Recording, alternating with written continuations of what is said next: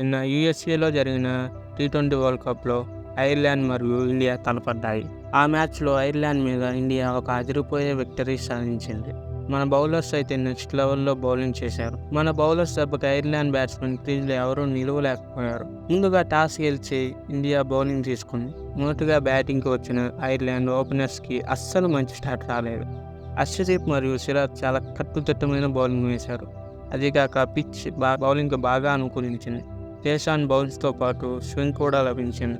మొదటి 2 ఓవర్లలో తక్కువ రన్స్ రావడంతో థర్డ్ ఓవర్లో ఎక్కువ రన్స్ చేద్దామని 2 వికెట్లు కోల్పోయింది ఐర్లాండ్ అర్షదీప్ బౌలింగ్లో.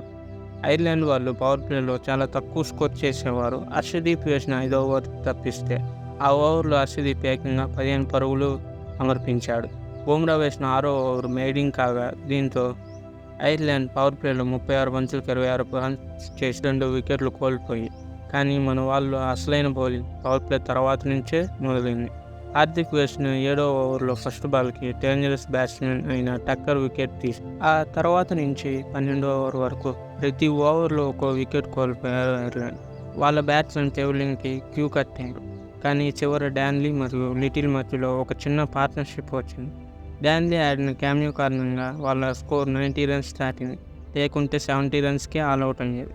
ఇక మన వాళ్ళ బౌలింగ్కి వస్తే అందరూ మంచిగా బౌలింగ్ చేశారు. మరొకసారి బుమ్రా మైండ్ బ్లోయింగ్ స్పెల్ వేశాడు. తను వేసిన 4 ఓవర్స్లో ఫస్ట్ ఓవర్ మేడిన్ తర్వాత 3 ఓవర్స్లో 6 రన్స్ మాత్రమే ఇచ్చి 2 వికెట్స్ తీసుకున్నాడు. దానితో తనకే player of the match award లభించింది. తనతో వేసిన అందరూ మంచిగా వేశారు. కాకపోతే అర్షదీప్ ఫస్ట్ 2 ఓవర్స్లో మంచిగా వేశాడు, కానీ తన థర్డ్ మరియు 4th ఓవర్లో కొంచెం ఎక్కువ రన్స్ ఇచ్చాడు. హార్దిక్ కూడా తను వేసిన 4th ఓవర్లో రన్స్ లీక్ చేశాడు. వీరితో పాటు అక్షర్ అండ్ జడేజా చెరో ఓవర్ వేశారు. అక్షర్ తను వేసిన 1 ఓవర్లో 1 వికెట్ తీశాడు. ఓవరాల్గా మన వాళ్ళ బౌలింగ్ మంచిగా క్లిక్ అయింది.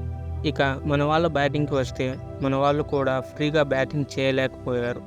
Openers Virat and Rohit first 2 ఓవర్స్లో 22 runs చేశారు. ఇందులోనూ రోహిత్ శర్మకు ఒక లైఫ్ కూడా దొరికింది.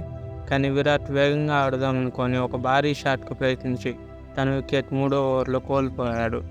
తర్వాత క్రీజ్లోకి వచ్చిన పంత్తో రోహిత్ మంచిగా పార్ట్నర్షిప్ బిల్డ్ చేశారు. 44 బంతుల్లోనే 56 పరుగులు చేశారు. రోహిత్ 9వ ఓవర్లో పుల్ షాట్స్తో కొట్టిన 2 సిక్సర్లు మాత్రం నెక్స్ట్ లెవెల్లో ఉన్నాయి. రోహిత్ తన హాఫ్ సెంచరీ కంప్లీట్ చేసుకొని రిటైర్ హట్గా పేయడానికి వెళ్ళాడు.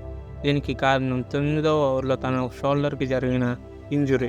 తర్వాత వచ్చిన సూర్య 6 కొట్టి మంచిగా మ్యాచ్ని ముగిద్దామనుకున్నాడు, కానీ 6 కొట్టే టైంలోనే తన వికెట్ పోగొట్టుకున్నాడు.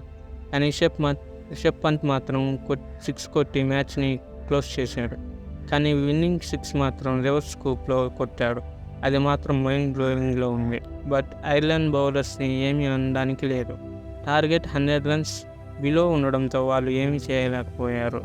మన వాళ్ళు కూడా చాలా మంచిగా బ్యాటింగ్ చేశారు. 100 రన్స్ బిలోలోనే ఉంది కాబట్టి టార్గెట్ చాలా జాగ్రత్తగా ఆచితూచి ఆడారు. 12వ ఓవర్ 2 బంతులకి మ్యాచ్ ముగిసింది. ఈ మ్యాచ్ ద్వారా మన వాళ్ళకి మంచి బూస్ట్ దొరికింది.